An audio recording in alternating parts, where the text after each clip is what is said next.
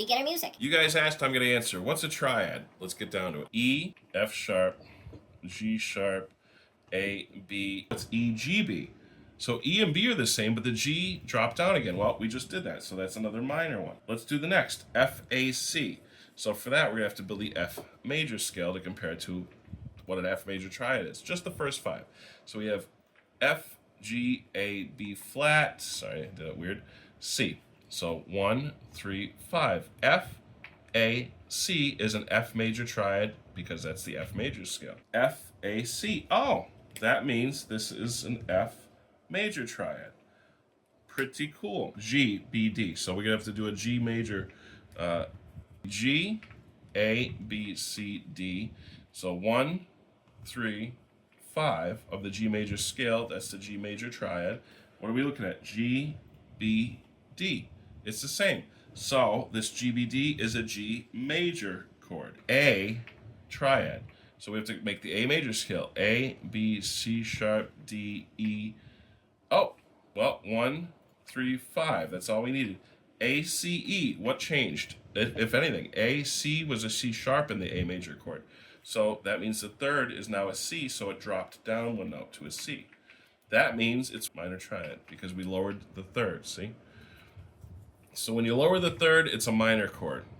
If you keep everything normal for the major, it's just a major chord. By the way, if you can't tell now, everything we name in music is based off of what it is compared to the major scale. That's why the major scale is the major scale. That's why it's the important thing. B, B major scale. A, B, C sharp, D sharp, E, F sharp. All right, so we have 1, 3, 5. So B, D sharp, F sharp. What do we got here? B, D, the D sharp became a D natural, so that lowered a half step. F, wait a minute, it's supposed to be F sharp for major. What the hell is this? So that lowered too. So if you lower the third note and the fifth note of the scale, what is that? Well, we got it right here. That's called the diminished triad. And you notice it's only on that one. It's only the last one there, the seventh. So this would be diminished. Now to write diminished, C, E, G sharp. This is the last one we were doing.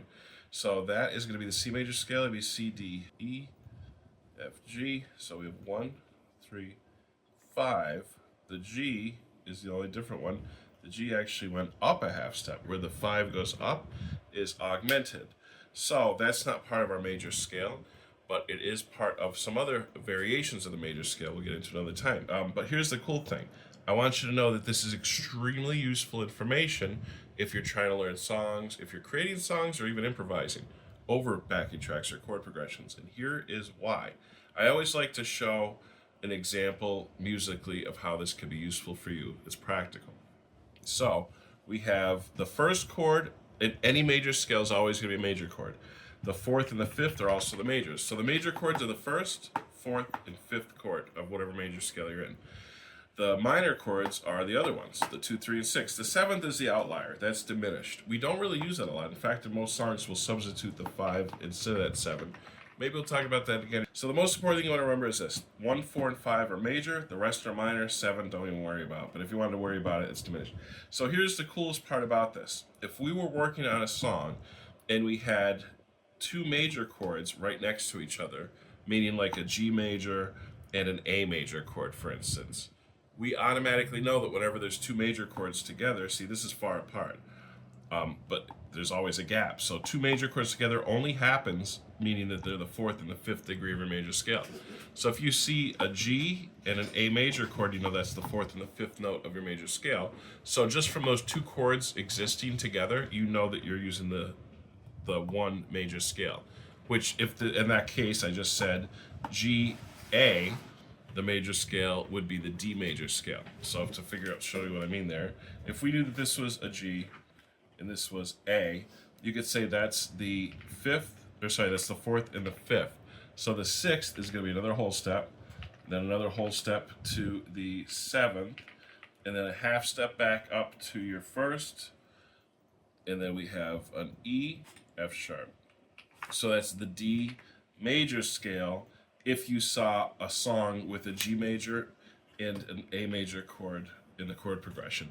So you might think, wow, is there any other cool tips and tricks like this? Yes, remember, these are always the same. So whenever you see a minor chord, it could be the 2, the 3, or the 6 of a major scale. So if you saw two minor chords that were next to each other, a whole step apart, like, I don't know, let's do this, we could do the same thing. If we had a G minor chord and an A minor chord, they're close together, that means it's the 2 and the 3. So if G is your 2, then F is your 1. If you know how to build major scales. If you don't, check other videos that I've had out, or keep a lookout. Maybe we'll do that in the future if you guys are wondering. I believe I've shown that before though. So we would have 1, 4, and 5 major, 2, 3, 6 minor. And there's combinations of this stuff too. So if you see a minor chord right before, a half step away from a major chord, so if you saw B minor and C major, you know that that is the F major scale. Now I'm doing this from a quicker knowledge because I obviously teach this stuff for over 30 years and I'm passionate about it, so I care about this stuff and it's really exciting to me. But for you, you might think, well, I know the chords and I see that, but I can't memorize all this right now. I'm telling you what to memorize first. 1, 4, 5 major, the rest minor, screw the 7. Because in most songs, that diminished chord is not going to happen. It's extremely rare in actual use.